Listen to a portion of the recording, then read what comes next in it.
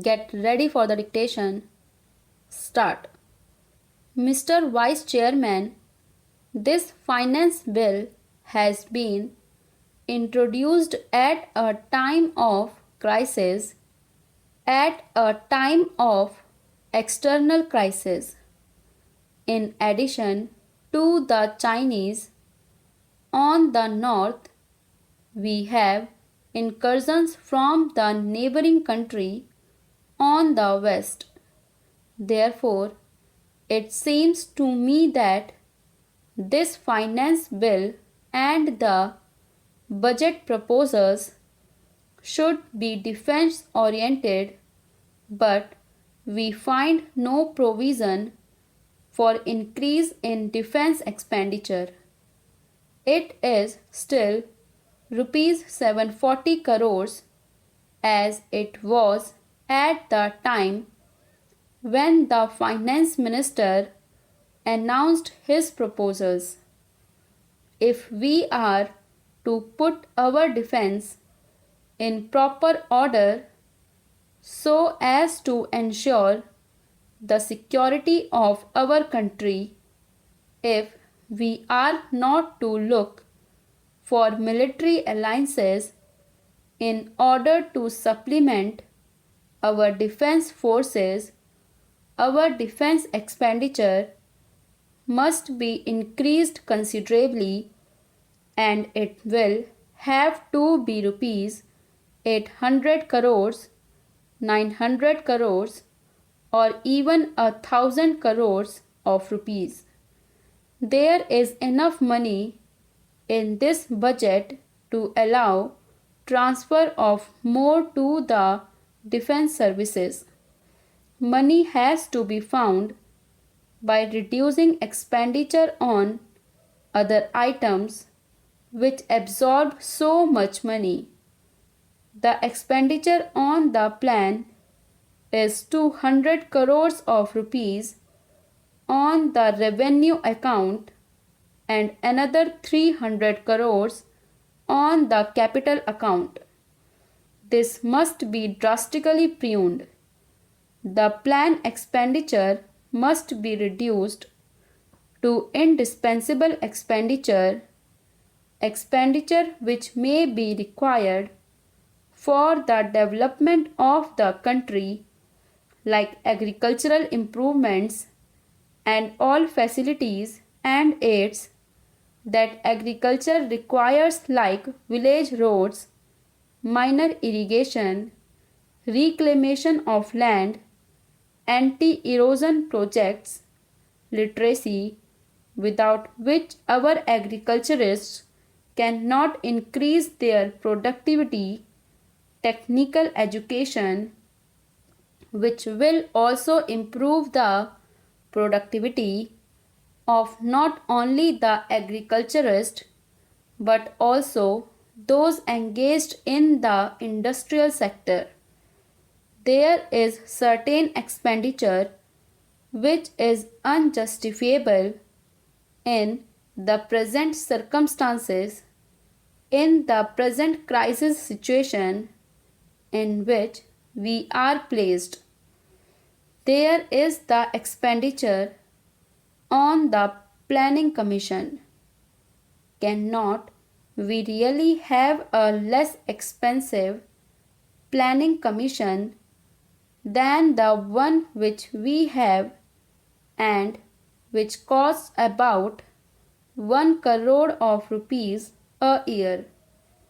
The National Economic Development Council of England costs only 20 lakhs of rupees, 250,000 pounds sterling, and it does as good work as, if not better than, our Planning Commission to increase the productivity of England.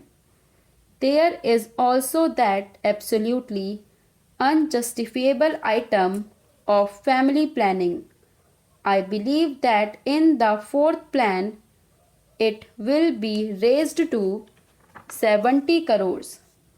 Then what about the expenditure on our administrative services? It has been growing steadily. We must have a commission on the pattern of the Hoover Commission, which proposed a reduction of $7,000 million in the administrative expenditure budget of United States of America. We must have a commission on that pattern in order to go into the whole business of our administrative system from top to bottom, from the center down to the states, in order to modernize it. We have been promised administrative reform committees in the Secretariat. The Home Minister makes much of these administrative reforms committees. First of all, their objective is only to reduce the delay in the Secretariat, not to reduce the expenditure. And moreover, appointment of administrative reforms committees from among the Secretariat officers is like asking the patients in a hospital to prescribe for one another. You must have an outside body, a scientific body of administrators composed of public men and of businessmen, such as the Hoover Commission was, in order to go into the whole business of the costly administrative system under which the country is suffering. Then, in regard to our defense organization also, are we getting the best out of the money that we are spending, even out of the rupees 740 crores that we can afford? What we want for the defense of our frontiers is a mobile force, not the kind of force suggested by somebody in the other house the other day. They wanted the frontier to be defended by the whole army. They wanted the whole army to be deployed all along the frontier. We want mobile force, well armed, well equipped, which will be able to rush to danger spots before these danger spots become more dangerous. The government has suggested that a police force would be enough to do the ordinary work of defending our frontiers. I hope it will be an armed police, something like the armed reserve police used in Madras, now generally for suppressing the student riots. It might be better used in the ordinary day-to-day defense of our Pakistan border. Has the army got all the modern equipment that is required? Have we got enough machine guns, automatic rifles, mortars and grenades, and how many per unit? Have we enough small and medium tanks? Have we enough anti-aircraft guns, and have we enough helicopters, which are in evidence in the recent defense action against the Pakistan incursions?